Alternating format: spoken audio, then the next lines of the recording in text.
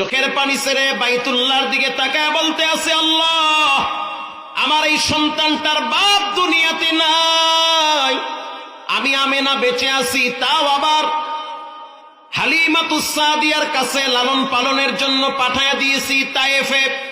হিফাজত করার মালিক তুমি, সন্তানটারে তুমি হিফাজত করবা।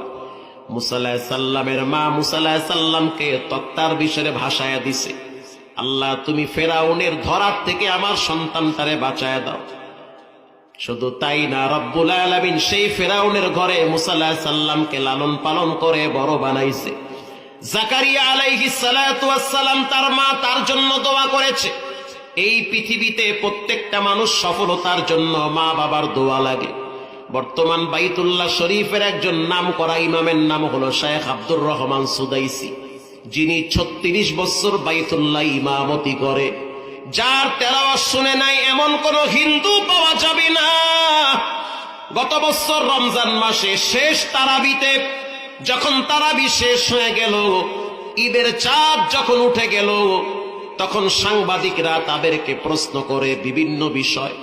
তিনি যেহেতু বাইতুল্লাহর মোতাওয়াল্লি, মদিনার মসজিদের মোতাওয়াল্লি, একজন সাংবাদিক তাকে প্রশ্ন করল, শায়েখ, বাইতুল্লাহর মতো জায়গায় কেমনে আপনি ইমাম হইলেন? কোটি কোটি মানুষের মাঝখান থেকে কেমনে আপনি এখানে আসলেন? শেখ আব্দুর রহমান সুদাইসি জবাব দেয়, বাইতুল্লাহর মতো জায়গায় যোগ্যতার বলে আসা যায় না, এটা আল্লাহর দয়া ছাড়া কিছুই হতে পারে না। আমি বাইতুল্লাহর ইমাম হইছি, আমার দিল বলতেছে দুইটা কারণে। এক নম্বরে আমার মা বাবার চোখের পানি, দুই নম্বরে আল্লাহর কোরআনের তেলাওয়াতের বরকত। আমার গ্রামের বাড়ি হলো দাম্মামে। সে বলতেছে মক্কা থেকে দাম্মাম অনেক দূরে, সেই মক্কা থেকে দাম্মাম প্রায় 1400 কিলোমিটার। ওই জায়গায় আমাদের বসবাস, ওই জায়গায় আমরা থাকতে থাকি। একটা টাইমে হঠাৎ আমার আব্বা কবরের যাত্রী হয়ে যায়। বাবার মৃত্যুর আগে আগে বাবা আমার হাতটা ধরে আমার মায়ের হাতের উপরে লাগায়া দিয়া বলল, আমার এই সন্তানটারে কোরআনের হাফেজ বানাবা। কারণ আমি এমন একটা জায়গায় শুয়ে আছি, মনে হয় যেন আমারে আগুনের বিছানার উপরে শোয়া রাখছে।